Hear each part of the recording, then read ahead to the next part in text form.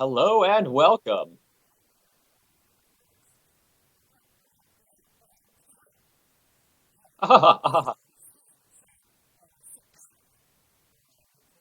And now I have returned. All right, where's now? Where the heck's your? Where's your? Yeah, we can't video? see you now, sir. Is your camera working, sir?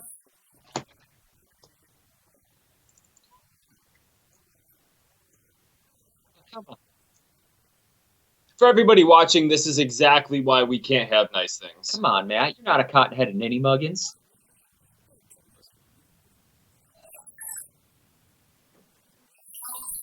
Hey, it's alive.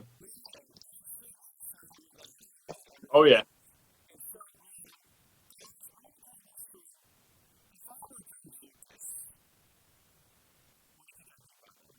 If you were George Lucas, I think you're. Rich and overweight. I think that you're about to write a slapping folk song about like if you were George Lucas. That's what it sounds like to me. If I were George Lucas, I'd ruin Star Wars twice. Man, we gotta get freaking Pharrell on the phone, sell him this song. We wrote you a song. You're welcome.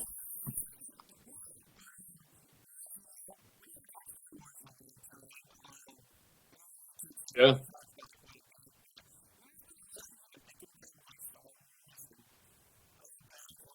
Hmm.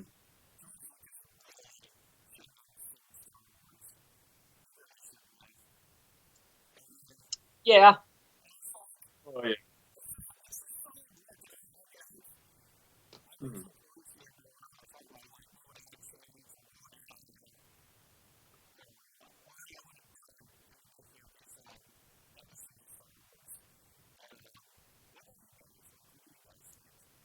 Well, what do you mean he shouldn't have sold Star Wars? Like, are you saying like Disney has not done a good job so far, or do you think that if it was left in his hands, he would do a better job at Star Wars, the sequel trilogy, and everything else?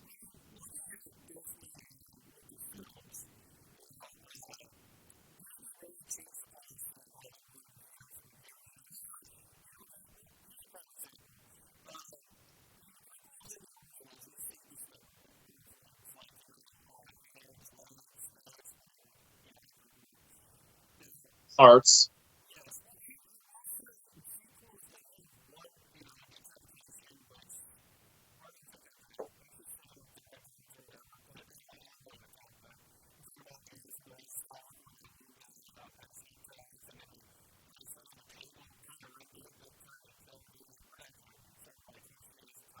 Oh, so Oh yeah. basically, you are concerned about the Disneyfication of the Star Wars properties to be more family friendly rather than a straightforward war series like Space Opera.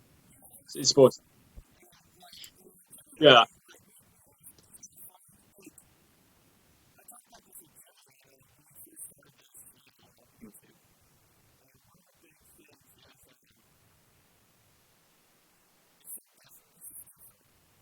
Hmm.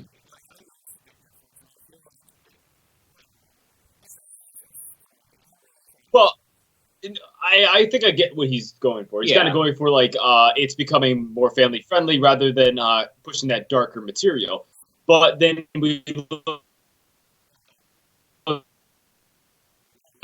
at, Right. and of course, the Clone Wars TV series is really really dark as well in some spots. True. For sure.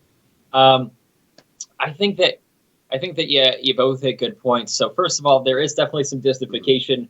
I think especially with the source like that. Okay, so first of all, the Star Wars universe stems from the movies. Like that's their main thing, and then everything kind of branches out from that, right? Mhm. Uh, and with that, there was definitely some Disneyfication.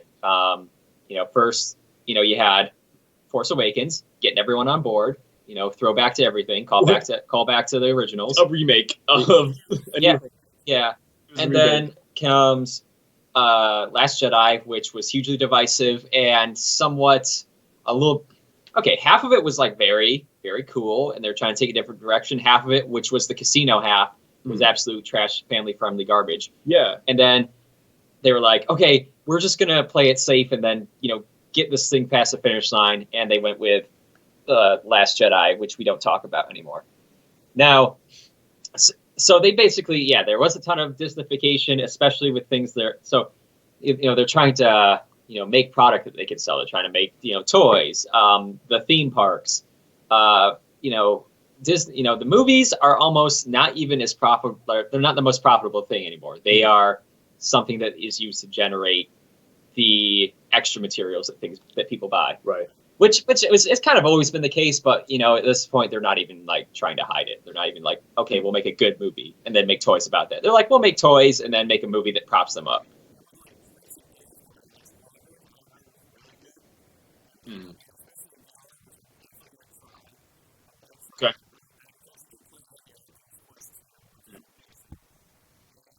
But touching your microphone. As long as he doesn't, as long as he doesn't pick it up, it's fine. Those are in the rules. It has been spoken. Okay, fine. All right, fair enough. Okay, so, but the gaming industry is very different from Disney because other developers and writers are on that. Sometimes, so those properties are wild. It can be very, very different from like the originals. We always see that when a game comes out, it's really good, and then they make a movie on it, and then it's not there. That's why gaming movies are never really good because right. They're always different properties, different mediums. That's why Star Wars as a gaming franchise is always really, really good. Except for was that when they had like a Dance Dance Revolution? I'm Han Solo. I'm Han Solo. I'm Han Solo. Yeah, that wasn't exactly a Game of the Year material. Yeah. But for the Disneyfication of Star Wars, I think the best look from Matt's point of view is definitely going to be the Resistance and Rebels. We got right off of the Clone Wars, and then we go right into Resistance and Rebels. There's a very big juxtaposition between the themes of like war and the atrocities from those two series. Yeah. Especially Resistance is just completely not there. Yeah, I thought that was it George Lucas, or it might have been David Filoni. I think it was George Lucas who expressed, he's like, yeah, Clone Wars is what I wanted to do with like Attack of the Clones, or one of the or it might have been Revenge of the Sith. Like that's what he wanted to do. He wanted to make like a war movie that kind of like stretches out. Mm-hmm. And it's and to that effect, he does, Clone Wars is really good at that. It's the long form stuff is going to be way better because you're able to invest in the characters more, and you're able to get to know everybody better and get to know the world better, and they can build it. And the thing with the movies is they've got to make a movie that appeals to everybody, 8 to 80. Like that's the goal, kind of. I mean, from what I observed, like they might have it like, okay, we're going to make this for kids, and then the parents are going to show up. But generally, they want to. Oh, look who's here! Oh, look who decided to show up with his top. It's our boy! Sticker. Everybody, hop on the DK Express! Choo choo!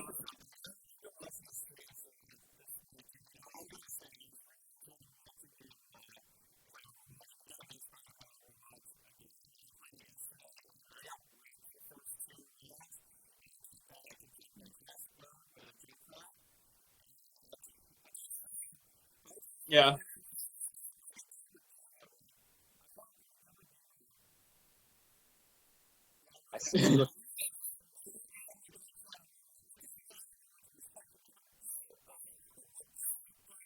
But yeah, everybody is watching. DK Express is our competitive gamer on Area 91. Check him out. He's really good and really entertaining as well. Whenever there's a gaming tournament going on, we all just have a meeting and say, "Release DK Express," so DK Express is actually held underwater in a cave, and we only let him out when it's time to do brawl with other nerds, and we love him for it. Yeah, he's a human weapon, and we wouldn't have him any other way. He's the goat. So hop on that DK Express change. Choo-choo. So, I was going on a rant there, and I was trying to wrap it up. So, a couple of things. First of all, Star Wars has always been for kids, so that's never going to change. It's never going to get like an R rating. I doubt they'll even ever drop the F-bomb in one of their materials. But also, you look at the new stuff, and the ones that aren't like the main movies and are targeted to a more specific audience, like Mandalorian, like the Clone Wars remake, those are not, they're not R-rated freaking Game of Thrones material, but they are much more geared towards people our age and much more mature themes. So right. I think we're going to see more of that. So I wouldn't be too worried about it. And actually, to go back to your main point, Matt, when you said what was better, that have George Lucas, let go of Star Wars and give it to other people. All we have to do is look at the prequel trilogy. George Lucas had almost complete control over that, and we got Jar Jar Binks, and I Don't Like Sand, and about a lot of other things. I don't like sand. But I think it was good that he gave it over to like new creators. That way they can put more creativity in it. George Lucas is kind of in Lucasfilms hasn't really had a really good movie in a while. Look at what was that? Strange Magic. Yeah, Strange Magic. Yeah, the magical epic that's also a musical. But they're all covers. Yeah, they're all covers. I believe they're all covers. I don't know. Don't quote me on this, but I don't think there was a original track on that. It was proto Trolls, basically. Yeah, it was Trolls before Trolls. It was basically if that movie like did all the LSD, it would become Trolls. Yeah, exactly. So, oh god, I lost my train of thought. I gotta stop drinking while I'm doing these podcasts.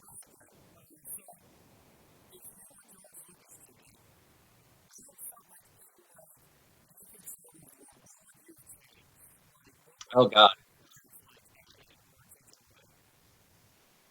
All right. Well, if I was George Lucas, okay, if I was George Lucas, basically, if I had control over the Star Wars property, okay, yeah, okay, so give Maul a rates R movie is what DK Express says, and honestly, I'm on board with that. Yeah, yeah. Paul, you see what he's like after he gets cut in half, and then he just.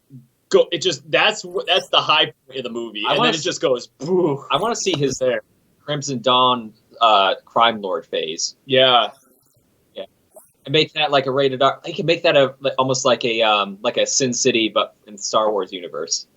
Yeah, or like the Peaky Blinders. Or no, it'd be a freaking Star Wars noir. Oh, he picked it up. You put it down, sir.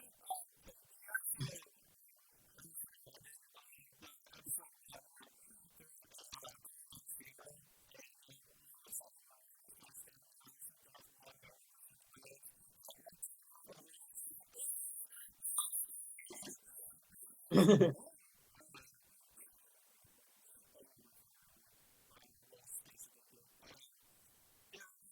so I have what would I do? Okay, first of all, I would have more Maul. I know that the whole property is saturated with Maul, but he's my favorite. I would have more Guardian of the Wills. I love, like a kung fu movie, like a Star Wars kung fu movie, but it's about Guardian of the Wills. Okay, yeah. Yeah, so it's like like Shira Imwe, for those guys who don't know, he's a Guardian of the Will. He protects the Jedi Temple. So I'd be like, okay, like a straight up awesome, old timey, kung fu movie, Hong Kong kung fu movie, but it's about these kung fu, force monks. And one of them is blind. Yes. And the force is what is it? I'm one with the force. The force is with me. I'm one with the force. The force is with me. And it gives me chills every time. Okay, to change what's already available. So I would first of all, God, what would I do? First of all, cut out the entirety of the freaking casino storyline. Secondly, bring back Phasma. Thirdly, here's what I think hinged on the freaking the Rise of Skywalker. What you could have taken an entirely different direction. You changed one thing. Don't make it Palpatine. Make it literally any other character, and then have him like step aside. Like if you like had like Thrawn step out of the shadows and be like, he's like, what can you give me? It's Thrawn, everything. Or if you just made it like one of those those Sentinel droids. Yeah. Yeah, it's the Emperor's voice, but it's just one of those. Yeah, it's if they just literally made him the Emperor's voice, and then he's like the new devil on Kylo Ren's shoulder.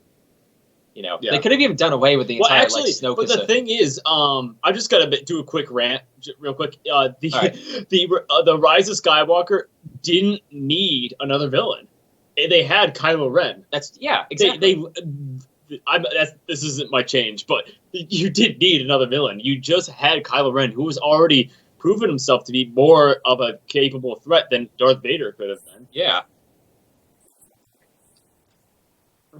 Man, he's so cute. Oh, wow.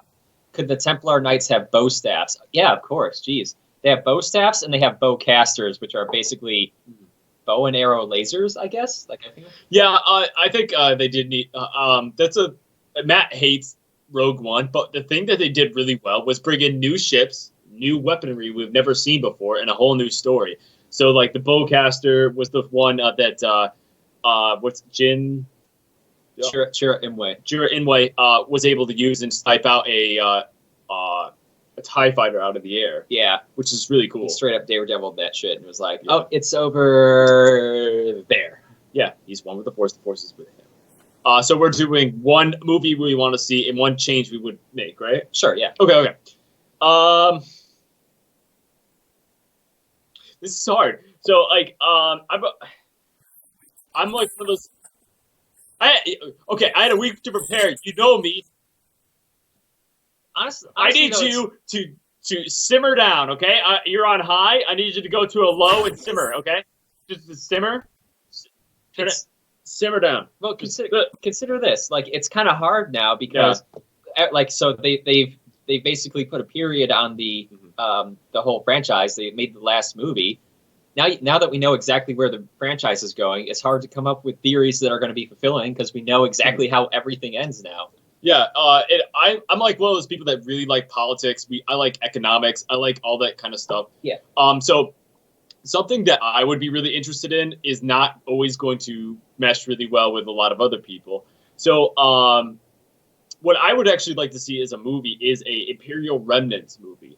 It's just after the Battle of Endor, it's just the Empire, the greatest military force the universe has ever seen, is now just completely on the back foot.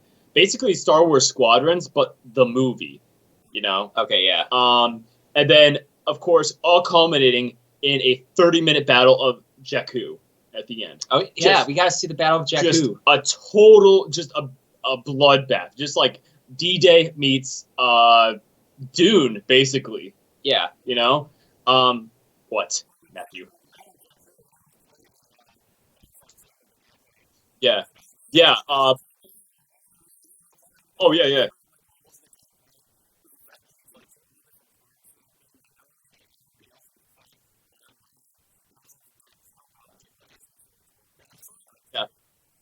And also, like, the final act of the war is just this smaller ship pulling down this dreadnought out of the atmosphere.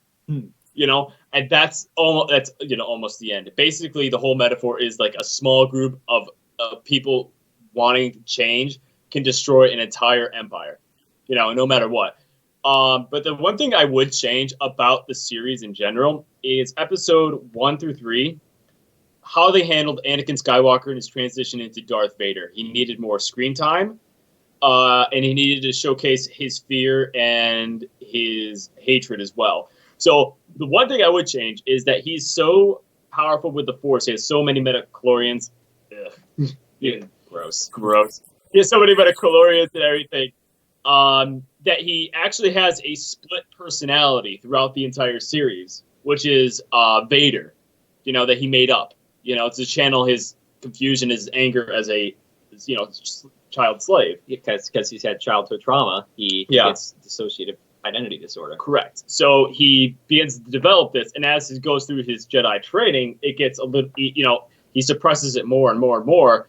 But then, which is just the literal metaphor for the dark side, which is Anakin is the light, Darth Vader is the dark, and they come out every once in a while. And in the third movie, The Revenge of the Sith, he's gone through war, he's gone through so much, he's lost a lot of people. a lot of friends, and then he's at risk of losing Padme and his potential family. So that's when he starts getting more and more scared, and Vader starts coming out and becomes the dominant personality. So when the metaphor of Anakin Skywalker dying at the hands of Darth Vader, it becomes an actual reality because the split personality takes over. Rather than sort of a rewrite that they had to shoehorn an entire explanation into. Yeah. But of course. Oh, DK's got a question. He wants us to get him on the phone. Can we do that? Is that possible? Is that possible? That is possible. I do have his number. We are calling DK expressly. If I can find his number, I have it. We are going to do it. This is a real treat, everybody. Matt, can you hear him? DK Express, you're live with Area Nerdy 1, sir. I know I am. I'm watching myself. Ah! All right. So, I know you had a week to prepare, and you did a shitty job, Jared. I know, thank you. Wait, is this my mom? And look at Jimmy. Jimmy's got a nice little smile going. Matt stared into the camera like a pro. You guys are phenomenal. Oh. But here's how this goes. The Clone Wars, I know you guys talking about movies, but like the animated series, Yeah. Jar Jar becomes a villain, and he is only animated in the JoJo's animation. The entire time, so he's the only anime person. He's the only animated during the whole thing, but everything he does is in Japanese, apart from everyone else being English. With no subtitles. You have no idea what he's saying. But everybody knows exactly what he's saying. If anybody out there can edit the original trilogy, the prequel trilogy for that, we will pay top dollar. Please. You could be than Darth Maul at that point. He could be better than Darth Vader. Yeah, he's actually Darth Sidious. This man's Oh, yeah. We've all heard that theory. Yeah, which Darth Jesus. Darth Jar Bar. Darth Jesus. Darth Jarzus. Darth Jarzus. Darth Jarzus. Well, I'm impressed with your stream lag. Yeah, that's a little laggy these days. Unfortunately, It's okay. Mine's like 15 seconds, especially when I'm playing my VRs, because I don't want people to be on top of me. Because unfortunately have run into the problem where I've been stream sniped, and I don't like it. You've been stream sniped? That's like high. That's like that means you've really reached it, though. So what does that mean? Someone came on to my stream and literally said, "I'm going to stream snipe you," and then proceeded to follow me around while I was playing. Because he can see where he's going and where he is based on his stream. Like that one. It was during one of those Apex tournaments I was doing in the spring. Oh. Okay. Guy kept trolling me. I was upset. I know I'm getting you guys off topic. So No, it's okay. Well, thanks for calling in, DK Express. You're always a pleasure to have on, and of course, everybody watch DK Express on Twitch. He's the bestest, and don't stream snipe him. Yeah, that's not cool. It's okay. Bring up the views. Make me look like Tim the Tap Man. That's all I gotta say. He's the next ninja, except he's not. He doesn't have blue hair, and I don't have blue hair. he's not a nerd. I mean, no, we're gonna make our own Area Nerdy 1 juice. how can he not be a nerd? Our show is called Area Nerdy 1. Technically, he would be a geek. Fair enough. Okay. Can it please have to do with Area 51 and the aliens? Well, we're right next door to Area 51. Area Nerdy 1 is where the government keeps all of its nerdy artifacts. So we've got like lightsabers and the Infinity Gauntlet and the freaking DeLorean that takes you through time. So, this is Star Wars, right? Put down your mic, Matt. The one problem with being on the phone right now is I can't hear the stream and I cannot hear Matt. So all I can imagine He keeps picking up his mic, and all I could see is the germs growing from his grubby hands onto his mic, and it pisses me off. Just because this pandemic has made us all like, don't touch me, I'm sterile. Oh my god. All right. Well, DK Express, thanks for calling in. We're gonna keep giving you shout outs all through the night. All right. All right, thanks, baby boy. Keep chatting in the chat. So And you stay classy there, cutesy boy. I'm gonna try. We got some people showing up at my apartment, so I might start drinking soon. All right. All right. Even Boy, better. get Even the better. that means you're gonna be in the chat more, right? Hopefully this plan. All right. All right. See you later, all right, buddy?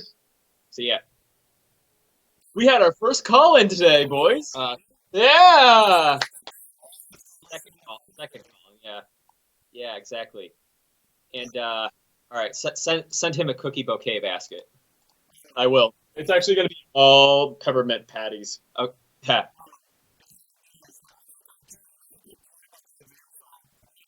Yeah.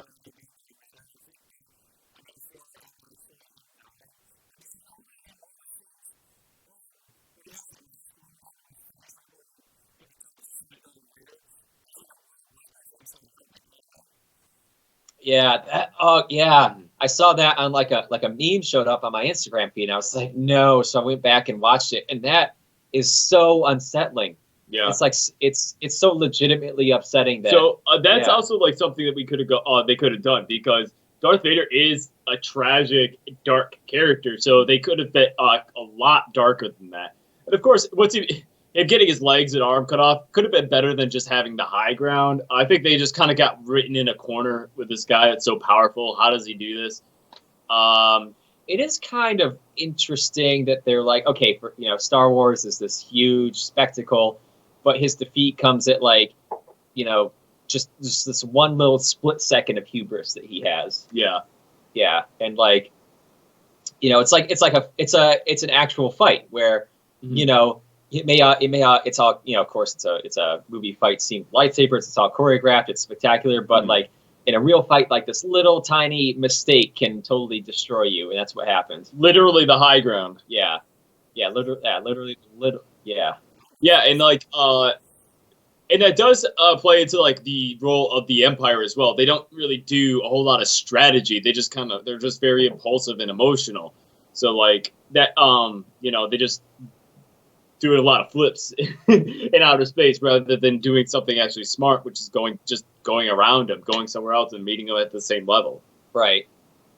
Which is exactly what Darth Vader is supposed to be. He's just supposed to be a big, intimidating guy. Yeah. Well, by the time we get to episode 4, Yeah. A New Hope, we're calling it New Hope. We're not calling it Star Wars. So, by the time we get to A New Hope, he's like a completely different character from the fun, happy-go-lucky, like daring, dashing Anakin that we know from the Clone Wars.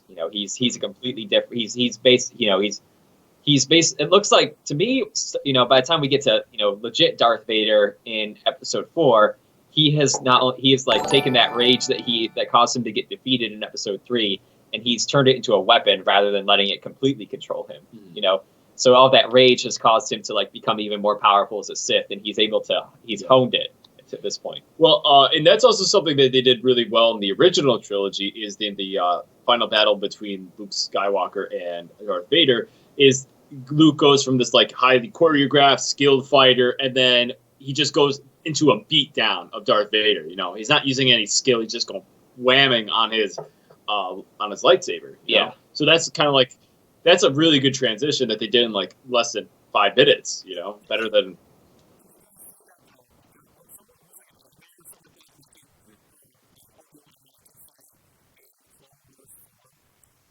Yeah. Yeah.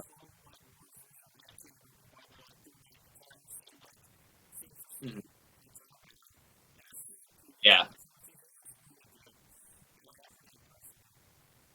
Yeah. There's a little bit of the animation looks a little bit off to me, but just my brain is filling in all the blanks because I'm like, it's Clone Wars Anakin and Clone Wars, Kenobi, and it's just like all coming together, and my emotions are like, you got me right here. But Matt, so what's one movie you want to see from the new Star Wars that you would like to have, and one thing you would change?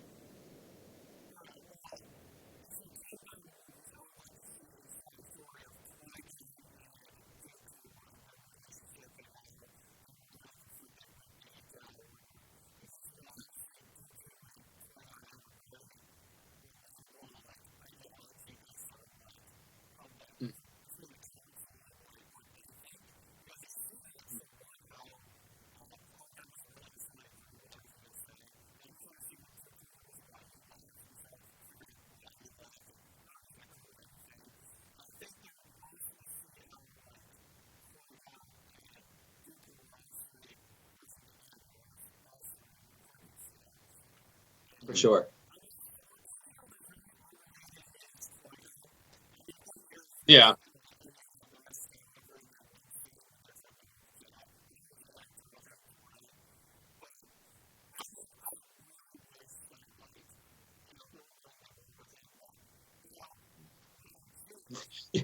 You need more Liam Neeson in everything. Yeah. In everything. Even Ted 2, it's just like Liam Neeson shows up and all of a sudden it's a much better movie. Oh yeah. It's a terrible movie, but like it's made much better by the fact. Oh yeah. Oh yeah. Are these tricks expressly for children? It's like that's what the commercial says. And then he comes back, he's all like beaten and bloody, and he just like puts the tricks back. That's funny. That was really clever. Yeah. But yeah. Continue, Matt, sorry.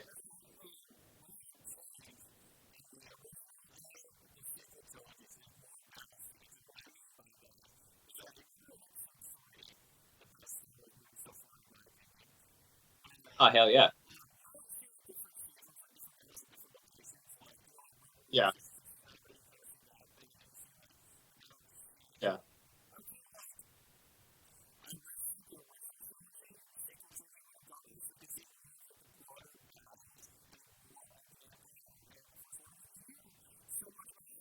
You mean the separatists and the Republic? Well, they did that with Clone Wars. Oh, okay. Oh, sorry. Yeah, yeah. So you're talking about like in the original trilogy and the sequel trilogy, you would like to have seen more wide-ranging battles. Yeah, I actually have something to say on that, but I'll wait till you guys are done.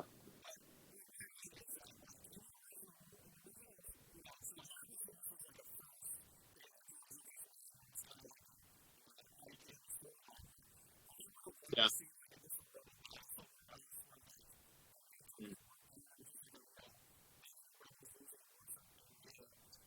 Yeah.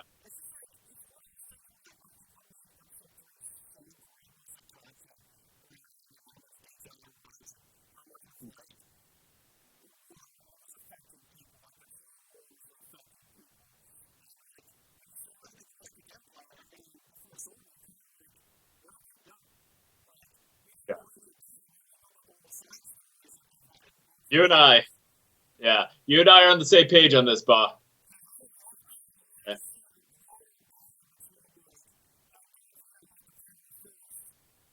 Mhm.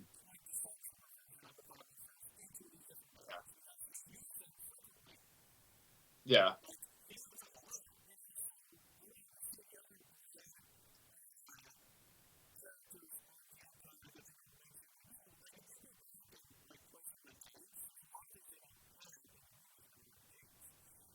Yeah.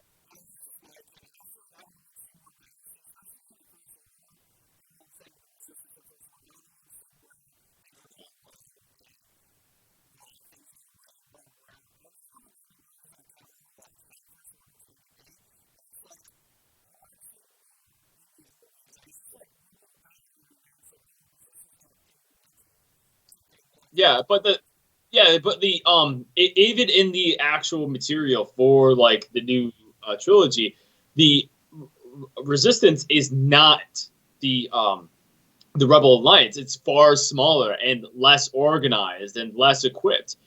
Uh, and like just like the First Order is not the Empire. They're smaller and they need to rely on actual like training and things like that. And yeah, much more high quality Yeah. training and materials. And yeah, so I forget where it was I saw this kind of analysis. It might have been at TikTok, actually. I want to give credit. God bless TikTok. The real creators are you guys. Those guys have got some buddy shit. Exactly. So the reason I bring it up, so whoever this person was like, okay, in the first, in the original trilogy, they come out like the Empire.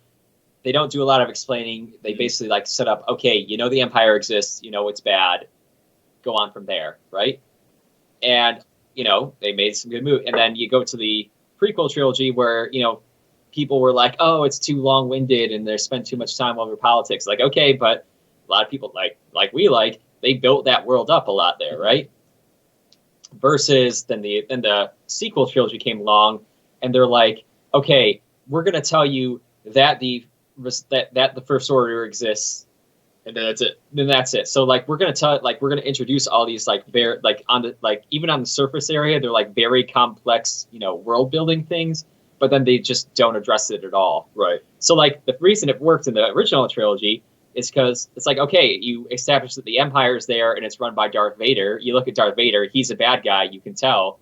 Like, okay, they did this very effectively where they don't need to completely build a whole new world. You just kind of get it from looking at these characters and these things happen. And then you get to get more in depth into it because people are actual hardcore fans by the time the prequel trilogy comes around. And then the sequel trilogy comes out and they're just like, whatever, stuff happens. Yeah. Don't worry about it. And then, of course, the thing is, like, I keep telling Jimmy a lot at home that, I'm up in the morning. I'm just like, guess what about First Order, man? Not the First Order again. Yeah. So, like, my biggest theory is that the First Order is going to be the biggest threat to the galaxy since the Empire. And I mean after the Battle of Exegol as well, because they still have all their holdings in the unknown region. They, the civilian fleet is more than likely heavily damaged from battling the Sith Eternal, which is still more than likely still out there operating. Right. Because that's not the only planet they were on, more than likely. And then the First Order is still like out there, Yeah. Yeah, for sure. Well, that leads to a question I have for you guys. Yeah. Do you think that they're going to make movies that take place after Rise of Skywalker? Do you think they're going to keep making? First of all, do you think they're going to keep making movies? Period. Mm-hmm. Do you think that they're going to try to bring it forward, or do you think that they're just going to continue to like kind of build either within the thing that they already built, or like High Republic era?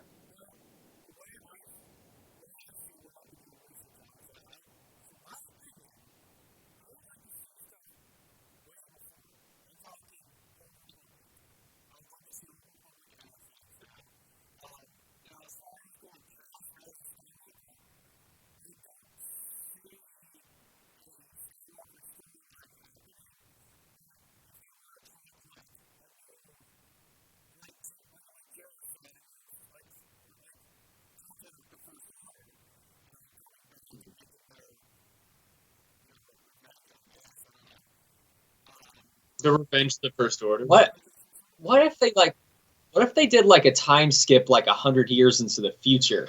But they already did that, and it sucked. What was it? The sequel trilogy. That was like 30 years, and then they didn't know what to do with it. I mean, like not like 30 years, like even further than that. Like, what if they did like an entirely different era, and they were able to like almost entirely, maybe not entirely, but like. No. I'm gonna stop you right there. They have it already. They have it. So after the Rise of Skywalker, mm-hmm. the First Order is still fighting. They have the best military so far. All the planets are out for themselves. The New Republic is non-existent.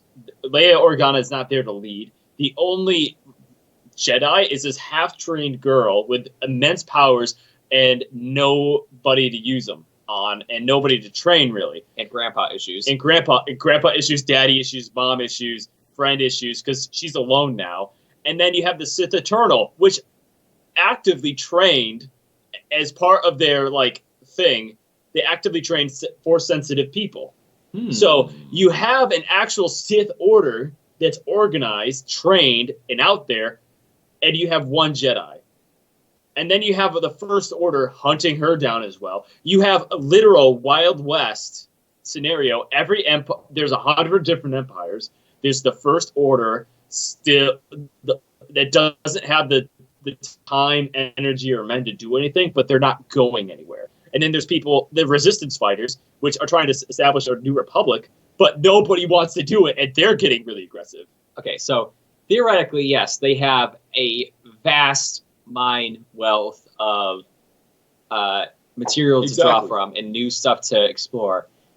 Do you think that they're going to go in that direction? No, I don't. So, like Matt said, I think eventually, maybe once the money mine runs out, they'll do something like that. Which is another question I have after this. Which is never. But like Matt said, they have a wealth of content, even from the legends, like that take place before the prequels, and then even in the prequels and the original trilogy, there's so much in there, and then there's so many questions in the sequel trilogy. I think the sequel trilogy alone has so many questions because from the time from the destruction of the Starkiller base to the Battle of Exegol, it's only a year. So they have so many stories that to cram in there to make anything make sense. True. Thank you. That's why I'm so pissed off about it. They had an entire war series, and the rise and fall of the First Order takes 1 year. And thank you for coming to my TED Talk, and I will charge you each $70 for this. You're on a TED Talk stage. I want to listen to you. Let's listen to this dude talk down to us about Star Wars for 3 hours and not ask him any questions. You're just gonna talk You're just gonna talk uninterrupted. Everyone's just gonna get really mad and depressed afterwards, though. Yeah. So, I'm already that. I'm already the Debbie Downer. Yeah. So I have another question for you guys. So okay. So we noticed that we may have noticed that the last Star Wars movie was a giant pile of garbage. Now, that hasn't stopped Star Wars franchise from making money hand over fist, as far as I know, correct? Well, it's all down to marketing. It's also Star Wars. Nothing they can do won't sell. Well, that's my question. What do you think that there is a scenario or a thing that they could make or do that would stop Star Wars from making money? Like this is gonna get a little racist. No. Yeah. Go ahead. Like, okay, apart from like just completely tanking by saying something super racist, like what do you like if they like coming out unequivocally? The Star Wars label is for eugenics, and then that's it. Yeah. You know, so like, yeah. All right, let's say they were trying to make something like earnestly that would actually make money. Put your fucking mic down. Yeah, go ahead.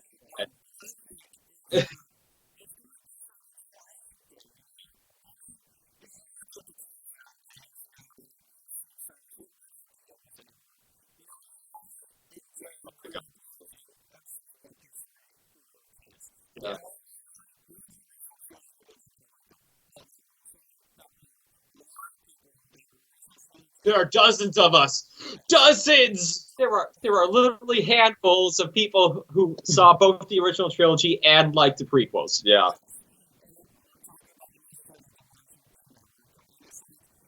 Yeah.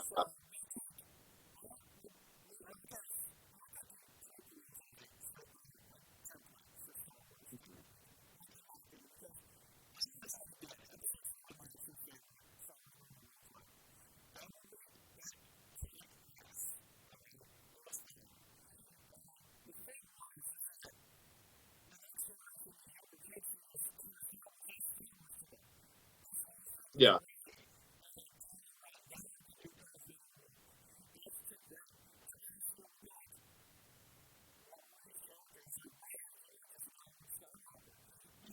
Yeah.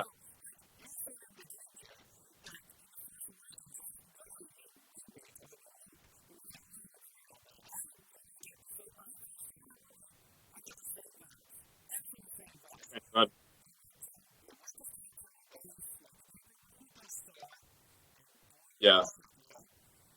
And it was fired and blew up the thing, and then they had to do the. We've been over this. We know. Everyone's just been like, hey, I've seen this one. Yeah. Yeah.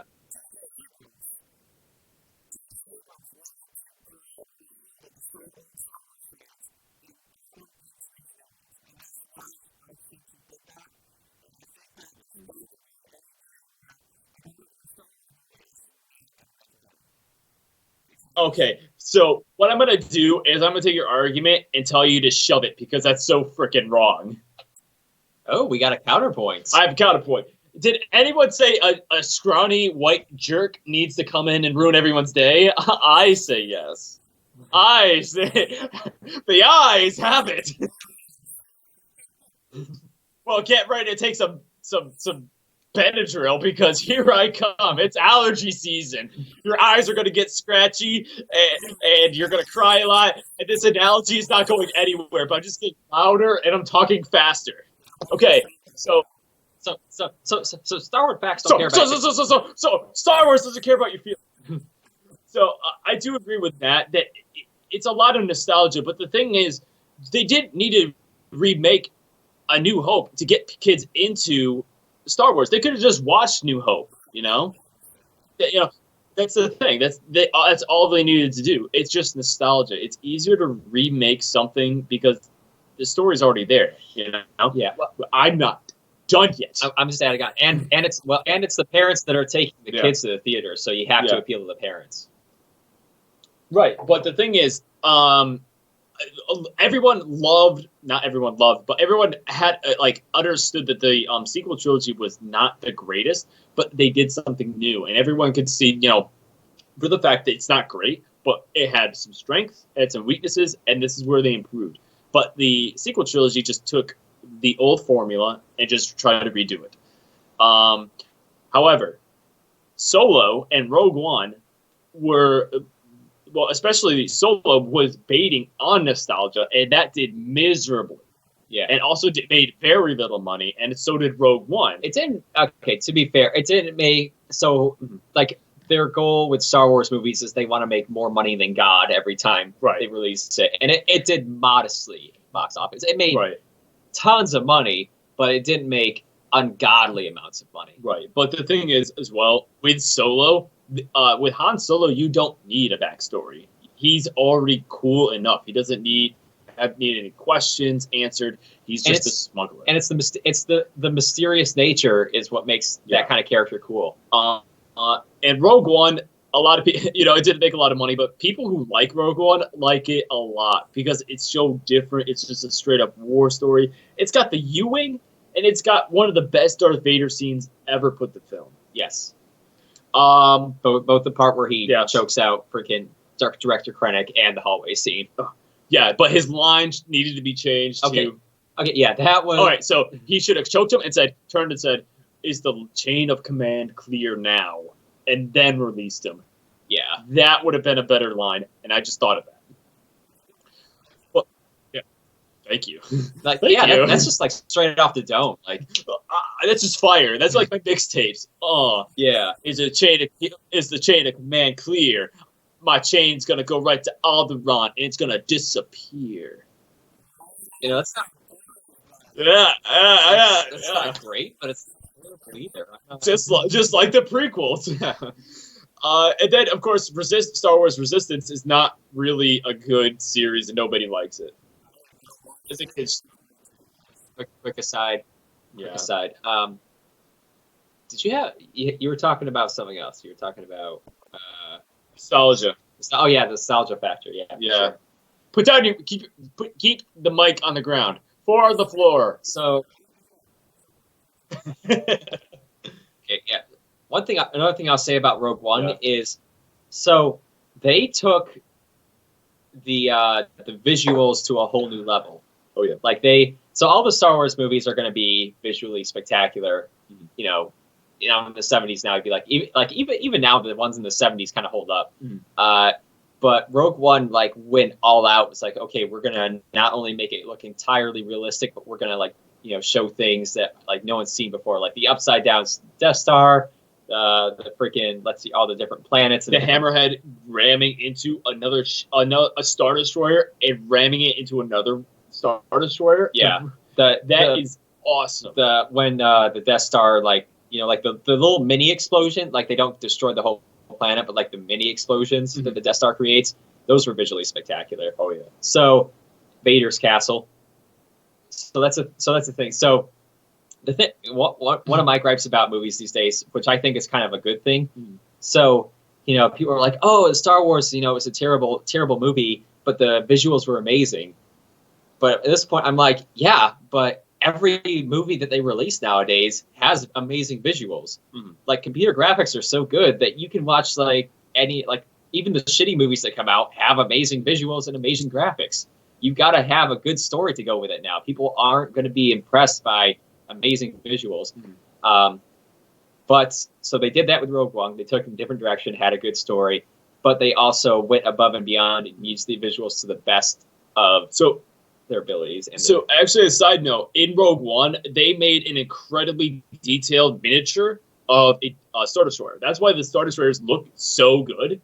It's because they actually made a miniature of it that was so good that they used. That's what they used it in all Star Wars material afterwards as well. Sweet. So after Rogue One was made, if you see a Star Destroyer like in a game or anything, that's what they're using.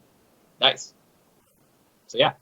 Fun fact: the more you know. I'm gonna write that down for Star Wars trivia night. Oh yeah. Yeah.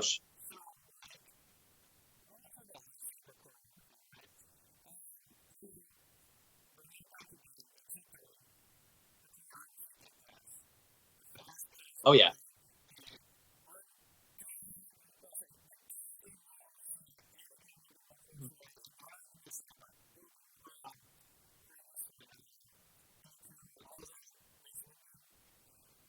General Grievous, hands down, one of my favorite characters of all time. Yeah. Definitely need more screen time, but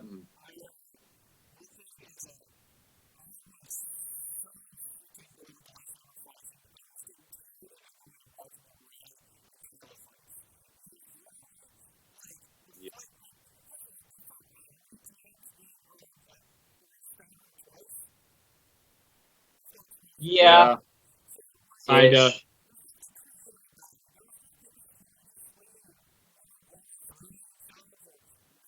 Yeah. Well, yeah.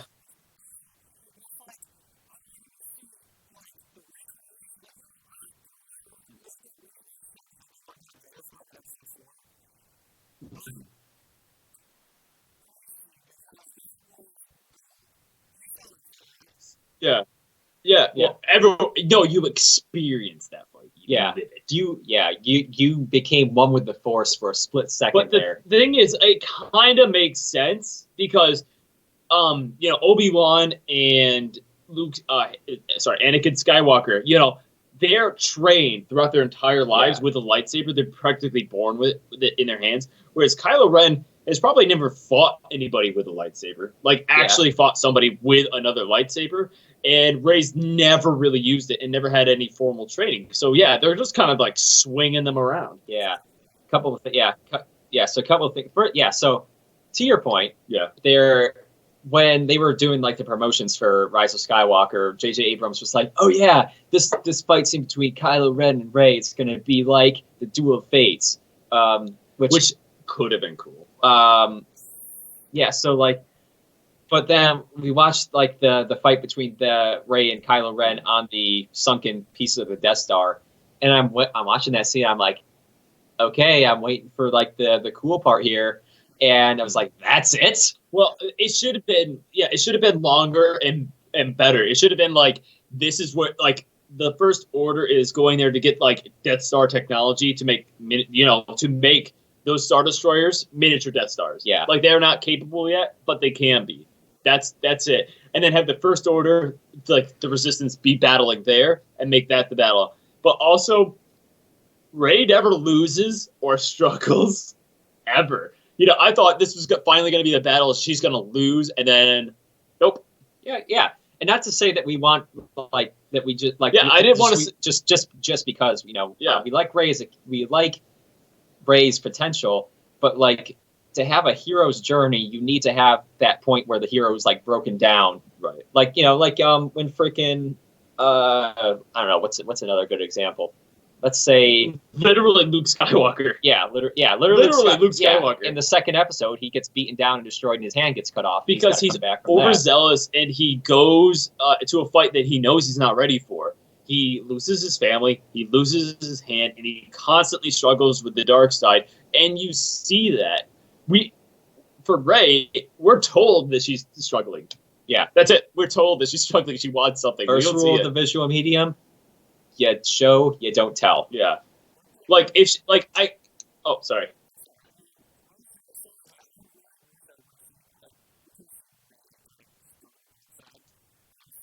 Yeah.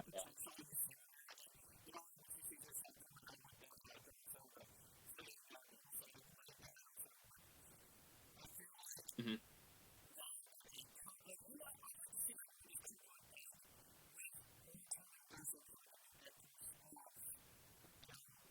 It's at the journal.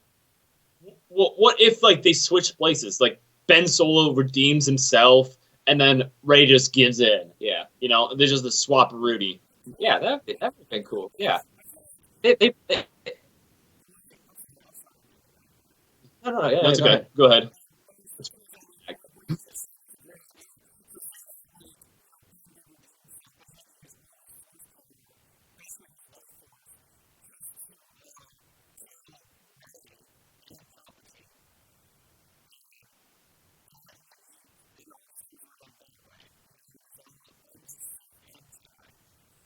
Well, that's what I thought they were going for in the second movie because like there was like, all right, so now has to end. The Sith ended, and now the Jedi end. So instead of the Sith, it's the Knights of Ren. Which are less Right. of the dark side and just more of like opportunistic guys. And then the Jedi were too rigid. And then Well, yeah, well, yeah, that was the whole promise of the Last Jedi was that they were going to take things in a different direction. But they and how, didn't. Yeah, and however you felt about the movie, that was my thing. It's like, okay, everyone likes that movie, Yeah. but it looks like they're going to take things in a different direction. And then they were like, nah. But we're they just gonna didn't because make they money. instead of destroying the sacred texts like they were going to, they freaking still had them. Yeah, exactly. I So was gonna say something else. I'd like to say so to your You ruined everything, Matthew. to your point about the choreography. I would have liked to see more, like you say. I would have liked to see more of Kylo Ren because what you do see of him, which is in the Praetorian fight and like in the little tiny battle at the beginning of the last Rise of Skywalker, Mm-hmm. he has like a very aggressive, very kind of like strength oriented, like almost brawling Brutish. style. Yeah, Yeah. so like he's very good with a lightsaber, but he's unrefined. And maybe what I would see is like he learns how to fight more from the Knights of Ren, who are like he's like more like a force sensitive biker gang. Mhm. So he's more about like brutally taking people down. So I would have liked to have seen more of like kind of like that, almost Yeah. even like a wrestling just kind of like throwing people around Yeah. style. Well, I think for the Praetorian fight as well, it shouldn't have been Rey and Kylo. It should have been Rey, Kylo, and the Knights of Ren versus the Praetorians, because those are supposed to be the Praetorian Guard are supposed to be the best fighters that the First Order have Mhm. ever, like better than even the Knights of Ren. So having two children who's basically never fought before take them down almost effortlessly is not okay. I Ooh. don't think. Kind of a good visual. So like whenever so like first of all, remember the scene where Kylo Ren goes into the throne room with Snoke and Snoke like berates him, and then Kylo gets all upset, and then the Praetorians like draw their weapons. Yeah. So like have the Knights of Ren in there who come in with Kylo and they're like hanging back, but when the Praetorians draw their weapons, like they draw their weapons. Yeah.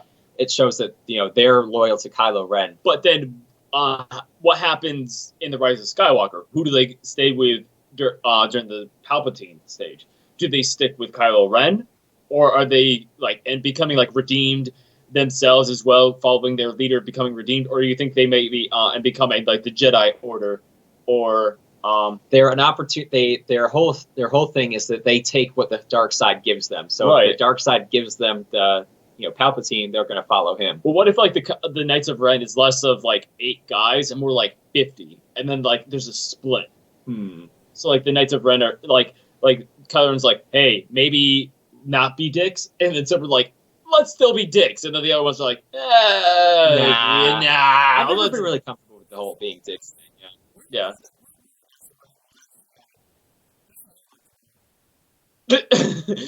So would everybody else. I'm going to tell you the same thing that freaking Bob Iger told me when I asked him. Don't worry about it. Give me your money. Yeah, but where were they during the fuck? What is it called? The first sequel,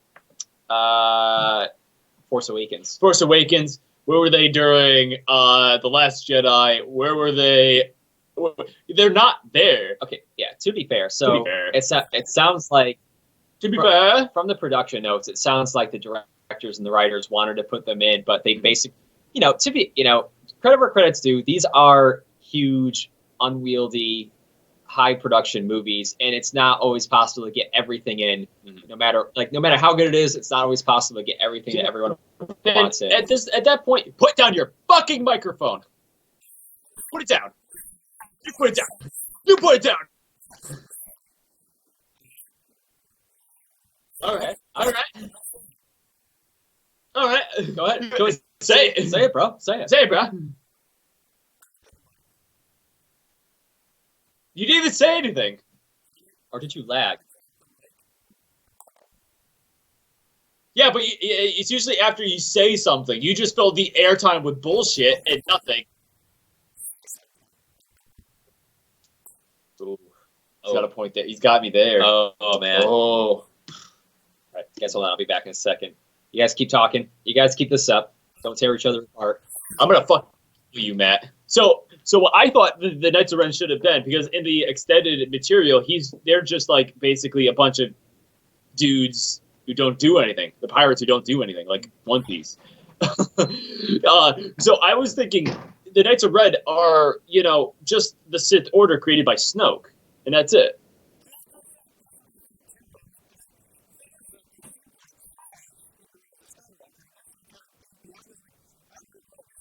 Yeah.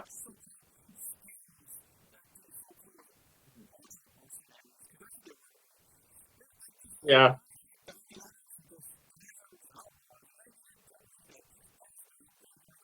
Yeah. Yeah.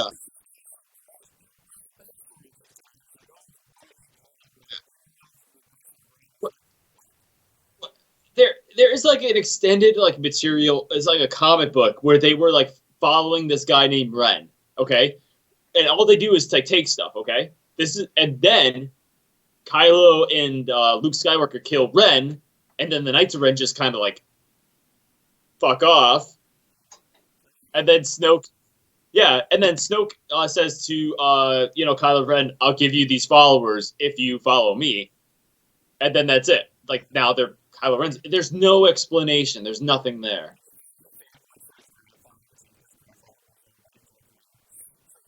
Yeah, exactly. You know who I am. But like, I thought that was kind of cool that they could have been like, yeah, the sequel show like a good metaphor. Like he can't be Darth Vader. He can't be the past. But they didn't do that. I did like the Praetorian Guards though. The new kind of like lightsaber stuff. It's just like a thin line. They don't need this whole big lightsaber. That would have been interesting. But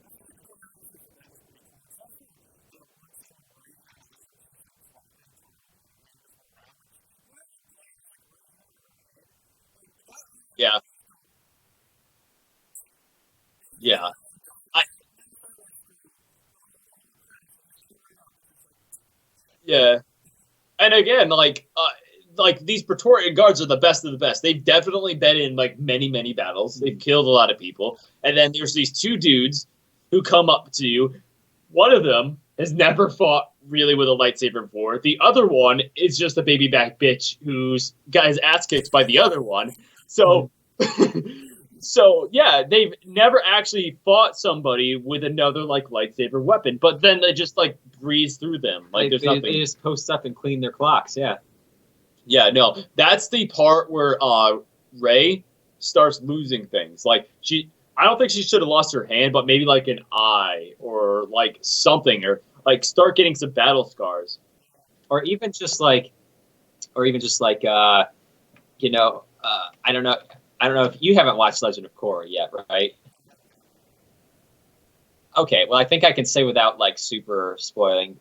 Shit happens, and one of the characters develops like this sort of PTSD. So when they try to get into a fight, they have flashbacks to their former fights, and they're not able to. It's a pretty common trope that people use. But even something like that, she has to pay a price, as a character to grow, there has to be like some struggle or a price that they pay that they have to work beyond to grow as a character. Like when she gets in a fight, she keeps her like wounds are not healing correctly. So when she learns force healing, like her pain increases. Yeah. So she takes away pain from like the snake and Kylo Ren, but hers is becoming more and more unbearable, forcing her to the dark side. There, I just wrote something for you, George Lucas. That'll be $5 and a shout out. He's not on anymore. He only shows up to freaking stop YouTube from shutting down awesome videos. So he's actually going to be one of the lead creators of the New Republic. Oh, cool. Era stuff. So he's actually going to be doing that. But one other thing I would have liked to see happen in the sequel trilogy, however, sir, is that Rey keeps trying to force like a surrogate father figure into her life, like with Han Solo and like with Luke Skywalker, and that shows her weakness. She can't have that family. She should be growing past that and starting her own family. She doesn't need a father figure. She should be, or mother figure, growing past that. But she keeps trying to force this role onto like Leia, and like Leia doesn't want this. She has a son, and she's already lost her son. She doesn't want this. Han Solo is a drifter. Yeah. So like either like not even that they shouldn't even do it. It's just that maybe they should show that and actually work with it rather than just be like, this happens. Yeah. Like she should just try to keep like trying to become like the daughter figure to Han Solo, and Han Solo's like, no, I have a son. I don't want you. I have a son, and I ran out on him, and I actually liked him. Yeah.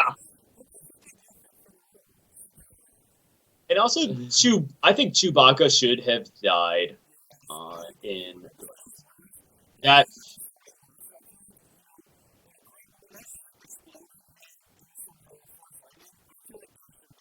Yeah. Yeah. And then, like, Kylo Ren goes through the wreckage, finds his belt, and just been like Uncle Chewie, and then like wears that from now on. And that's when Kylo Ren is like starting to actually hate Rey, and going to the light side, because he's seeing what this war is costing and what it's cost to become powerful. Yeah. All right. So yeah. So I'm just doing free writing for Star Wars right now. What the fuck? Yeah. So basically, it is what it is. Yeah.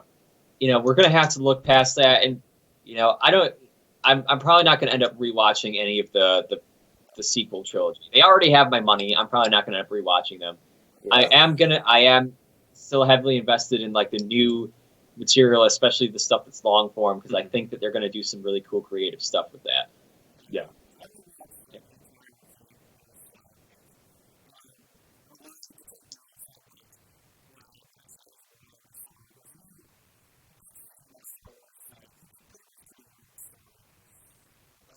Yeah.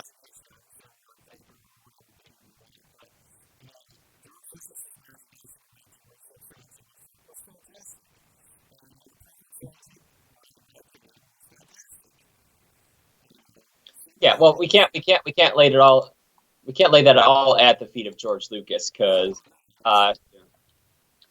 it was, it was I forget his name, but he was a major editor on the Star Wars trilogy, and George Lucas's wife. Yeah. George. So I'm sorry. I'm gonna look up their names because I can't just be like George Lucas's wife. Let's see here. Spouses.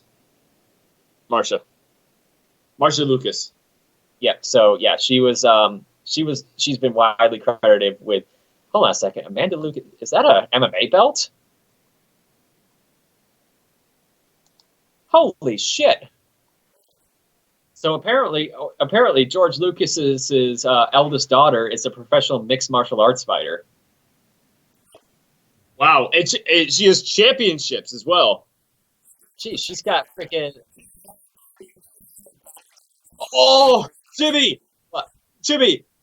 In the new oh my god! One of the new High Republic fighters should be George Lucas's daughter. Oh man! Oh god! In the Briggs Office of Jedi. Or she goes up against Gina Carano, also a MMA fighter. Wow! Oh my god! It looks like she's got six 6 professional matches, 5 wins, Wait, 1 wait. loss. She was in the Phantom Menace. She was the voice of it. No, she was the voice of Trey Howe, the alien controller on the droid's ship. Ah, And she was okay. She had a part in all 3 movies. Okay, we're gonna get to the bottom of this. wait, yeah. She made a cameo in episode 2 as one of the people in the bar scene where Kenobi was, and in Revenge of the Sith, she was one of the human senators next to Bail Organa and Mon Mothma. Wow. Okay, so basically, she's been in these movies this whole time, and in her professional life, she kicks people's butts. It's Yeah. All right, but a little fun fact about the Lucas family. But wow. we were trying to give credit where credit's due, Yeah, basically, and we found out a whole new a whole new world whole just new opened world. up for Yeah, us. exactly. So yeah. Wow. All right. Well, I think we're kind of nearing the end of the podcast. Or anything Yeah, else you guys we wanna went touch over on? a lot of content today. Yeah.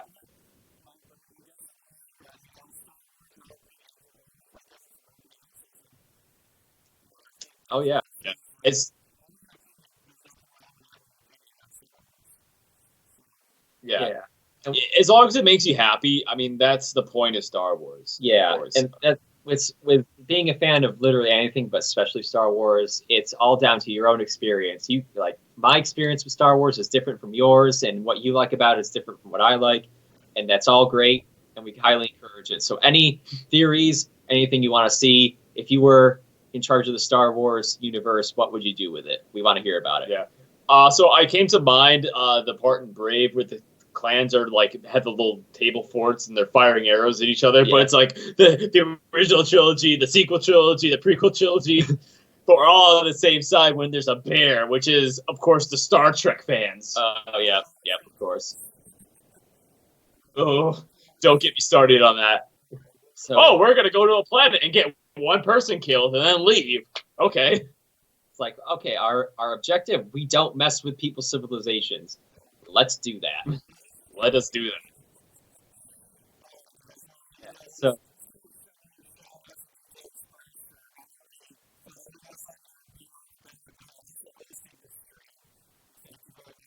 Oh yeah, calling in. That a first call in on the first time. Wow, that's really cool. oh yeah. We got Oh yeah, that's right. Oh yeah, yeah. he got us good. And of course, when you brought in your wife in to give some opinions tried- on slasher movies, Try to get her to back you up, but she ended up taking our side. yeah. Again, Saw is not a scary movie. It's uncomfortable and kind of weird, but it's not scary. It's torture porn. It's a snuff film. Yeah. So all right. Before we get going, I'd like to just check in on our standing bet. So Yeah. how's Avatar: The Last Airbender treating you?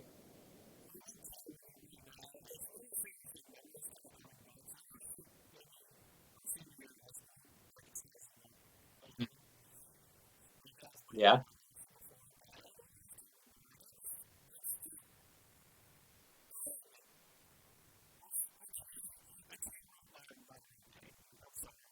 Why? Why not? Why should all protagonists be 15 years old and look like a 30-year-old and have the power of a 100-year-old master all the time? Okay, so it is a little bit. It is a little bit the same. They kind of went with the Monkey King thing, where he explodes like Luffy. The Monkey King explodes from a rock. The Luffy explodes from a barrel. Aang explodes from a glacier, and he has a staff, and he flies around in a cloud, basically.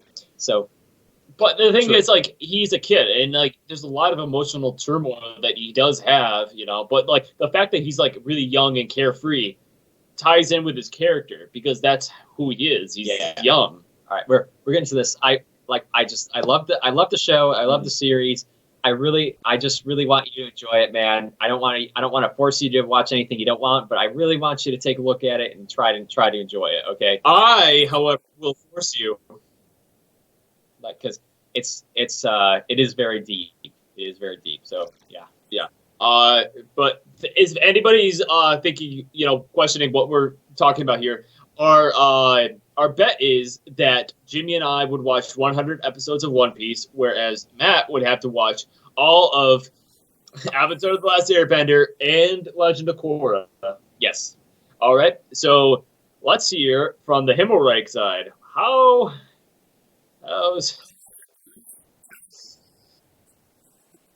Um. So there are, for the most part, it's somewhat painful, punctuated with some actually good filler episodes and a few legitimately funny parts. Like the part where they're fighting the fishman, and the octopus guy is like, haha, now you see my true power. Hold on. He like runs up the house, runs into the door, comes out with swords. He's like, haha, he just has swords. He's like, haha, now 6 is more than 3. What?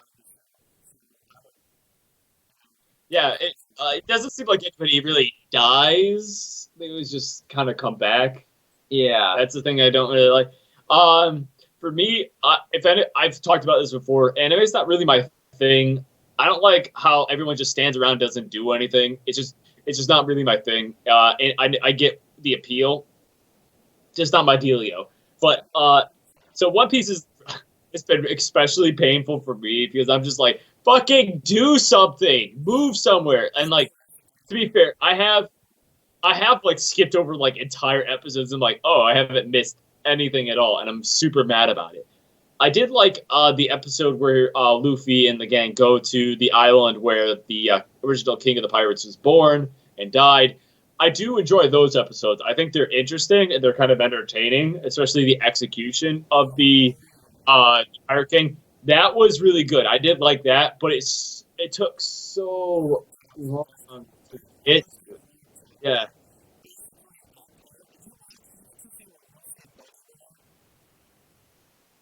no. Not yet. I'm just getting to that part where they're gonna meet up. Yeah. So I do understand why people like it. Like, Matt, I do understand. It's just it. You could do the same thing in 10 minutes. This show could be do an it. email. Yeah. Yeah, you could have just typed everything up into email, sent it to me, and I'd be like, all right, I got you. Yeah, but a bet's a bet, and we're gonna do it. Yeah, but the thing is, you could go power through Avatar: The Last Airbender in a day and a half. Yeah, if you really want to.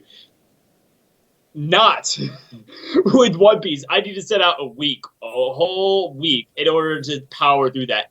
And there's no fucking way I'll be able to do that. Yeah. So, got it.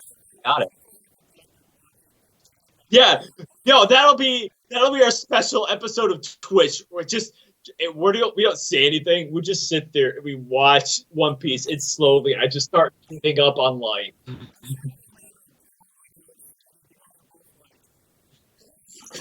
His human-sized girlfriend pillow, His waifu pillow. his waifu pillow. Uwu pillow. But yeah, we are running high on time this time around. But if you guys have any suggestions on what our next episode will be, give us a shout out on our Instagram, Twitter, or Facebook. Maybe we'll take that into suggestion. But of course, this is Spooky Month. We did take a little aside because it is Star Wars. Because we have to go. We always have to talk about. It's Star our Wars. first love. It's our first love. It's our only love. Star Wars love.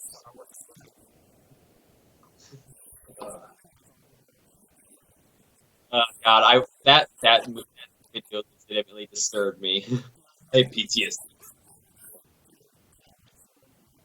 I remember somebody showing me that once, and I was just like, what monster spent the time and effort to edit that and voice it? But there's more than one. There's a whole series of that. And he tells me, it's all ogre now. Pose me. Our foes be closer and whispers, "This is my swamp."